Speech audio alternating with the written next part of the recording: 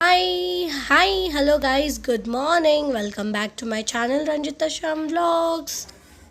ఏం చలి ఉంది తెలుసా బెంగళూరులో. మై గాడ్, అసలు ఇక్కడ 5:30కి మొబైల్ చూస్తూ ఉంది. ఆగండి. హలో హాయ్ గాయ్స్, యాక్చువల్లీ మేము ఊరి నుంచి వచ్చినాక నెక్స్ట్ డే నేను చేస్తున్న వీడియో. యాక్చువల్లీ ఊరి నుంచి వచ్చేటప్పుడు ఆన్ ద వేనే మాకు యాక్చువల్లీ మీరు వీడియోలో చూస్తారు, చెప్తాను అనుకుంటాను. సో ఫుల్ చలి ఉంది. నేను ఇప్పుడే షాప్ నుంచి వెళ్ళి వచ్చినాను. చల్లగా ఉంది. ఇట్స్ 9:30 డిన్నర్ టైము, కానీ నాకు నిజంగా 9:30 అవుతుంది. డిన్నర్ చేయాలనే లేదు. జస్ట్ వేడి ఒక కప్ కాఫీనో మంచి మసాలా టీ తాగి పడుకోవాలా అనిపిస్తూ ఉంది. అంటే మనకి మరీ మంచి మంచి హ్యాబిట్స్ లేవు కదా, ఇలాంటి హ్యాబిట్స్ ఉంటాయి. కాబట్టి అదే ఇప్పుడు నేనే పాలు పెట్టుకున్నాను వచ్చి.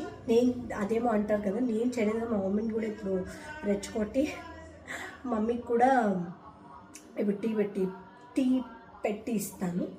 వెదర్ అట్లుంది, ఏం చేస్తాం అంట. ఇంకా 2 days ఏమో అట్లే ఉంటుంది అని. కానీ బాబురే అసలు భోజనం ఏమీ వద్దు, జస్ట్ వేడిగా సూపు, టీ, కాఫీ, వేడి నీళ్ళు, కషాయము ఇలాంటివి తాగి బాగా బ్లాంకెట్ వేసుకొని పడుకుందామా ఇలా ఉందన్నమాట. కానీ అవును, దాంట్లో వెరీ చెయ్యి. ఈరోజు బండి రైడ్ చేసి కూడా నాకు కాలేదు, బికాజ్ సెల్ఫ్ కొట్టాలి కదా, కాలేదు. సో చాలా కష్టమైంది. 10:30 అవుతుంది.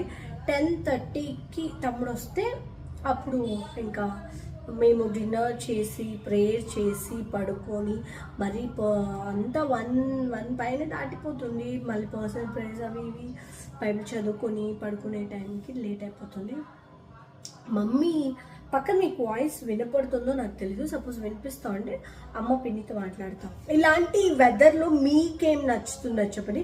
నాకు ఇలాంటి వెదర్లోనే నాకు కూడా ఇలాంటివి ఇష్టం, లైక్ మిర్చి బజ్జీ అలాంటివి.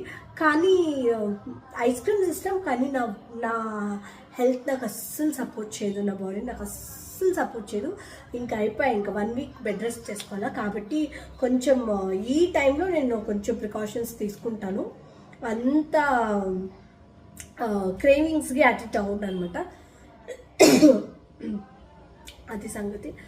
సో ఈ ఫుల్ హ్యాండ్స్ వేసుకున్నా కూడా చలి తట్టుకోలేకపోతున్నాం అనమాట. బ్లాగ్స్ చేస్తున్నాను, కానీ మొన్న ఊరికి వెళ్ళిన బ్లాగ్స్ కూడా సరిగా అది ఏమైందంటే ఫుల్ ఇట్లా గాలి వస్తుందా, at the same time sunlight ఉందా.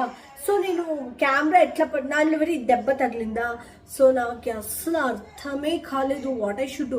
బట్ నేను అంత దూరం పోయినాక ఐ షుడ్ డూ సంథింగ్, ఏదో ఒకటి నేను చేయాలి అని చేసినట్టుంది. మమ్మీ కూడా తిట్టింది, ఏం వీడియో తీస్తాం అనింది. ఇట్స్ ఓకే,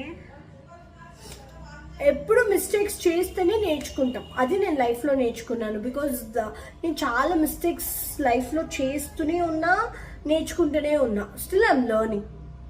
ఆ ప్రాసెస్ మనకి చాలా ఇంపార్టెంట్. ఏ విషయంలో అయినా మిస్టేక్స్ చేయకపోతే నాకు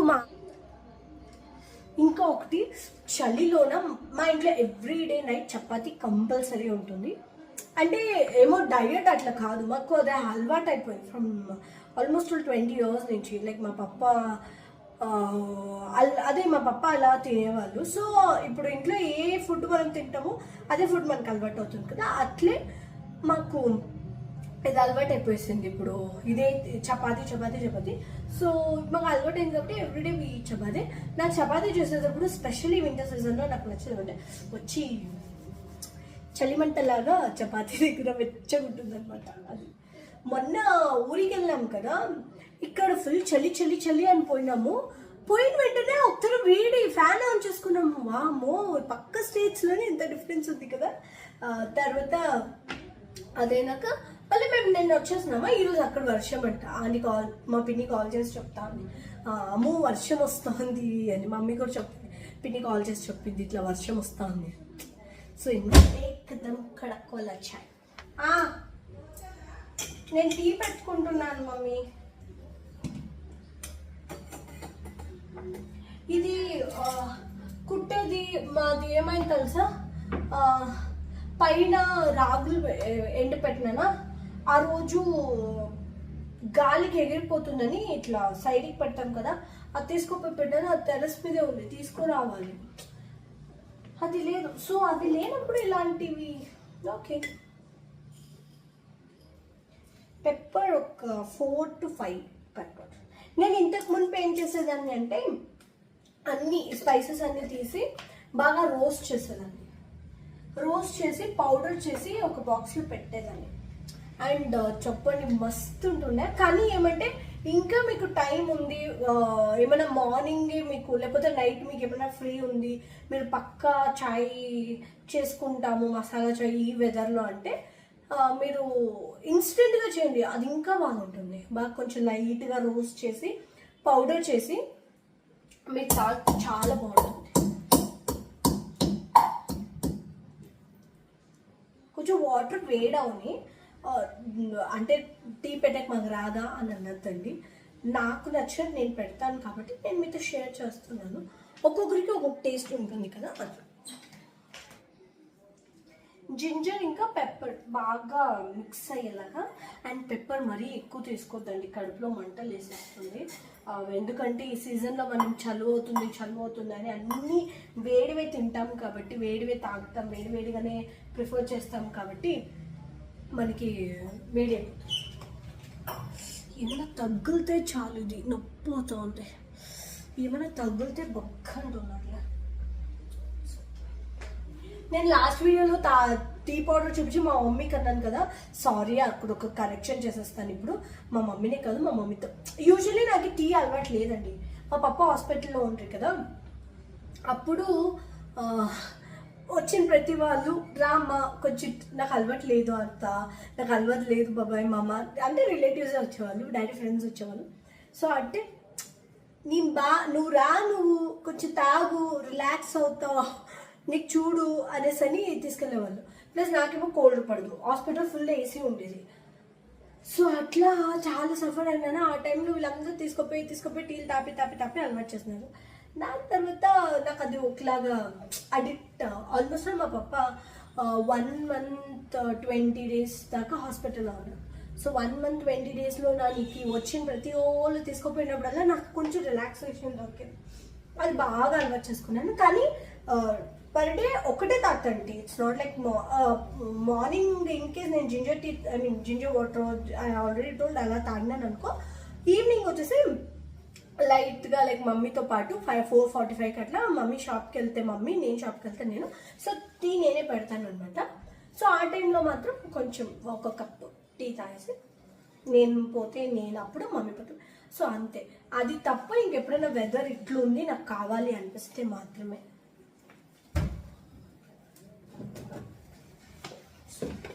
అది సంగతి.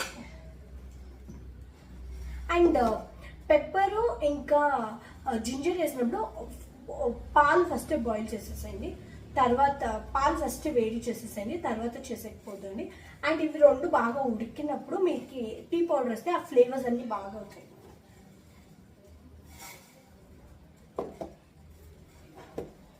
అది సంగతి. మళ్ళీ ఎవరికి టీ అంటే చాలా ఇష్టమో కమెంట్ పెట్టండి.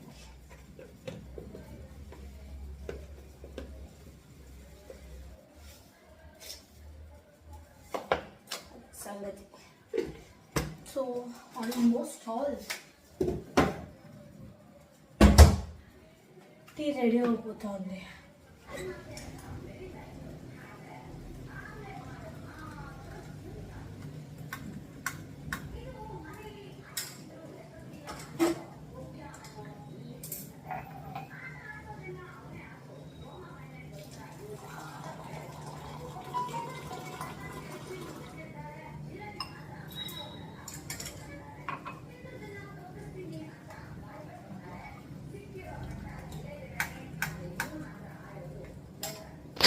చూసేసారు కదా, వ్లాగ్ చూస్తున్నారు కదా. యాక్చువల్లీ ఏంటంటే ఈ వ్లాగ్ వచ్చి నేను ఊరికి వెళ్ళి వచ్చాను కదా, లెమన్ ఫామ్ అని పెట్టాను కదా, సో దాని నెక్స్ట్ డే తీసిన వ్లాగ్. కానీ నాకు కంప్లీట్ హెల్త్ బాగలేదు దాని తర్వాత, సో నేను ఎక్కడ వ్లాగ్స్ చేయలేదు. అది ఒక్కటే కొంచెం బిట్టుంటే దీంతో యాడ్ చేసి 2 days వ్లాగ్ అనమాట. ఆ రోజుది అండ్ ఈరోజు బిఫోర్ ఇంకొక వ్లాగ్ వస్తుంది దీని తర్వాత.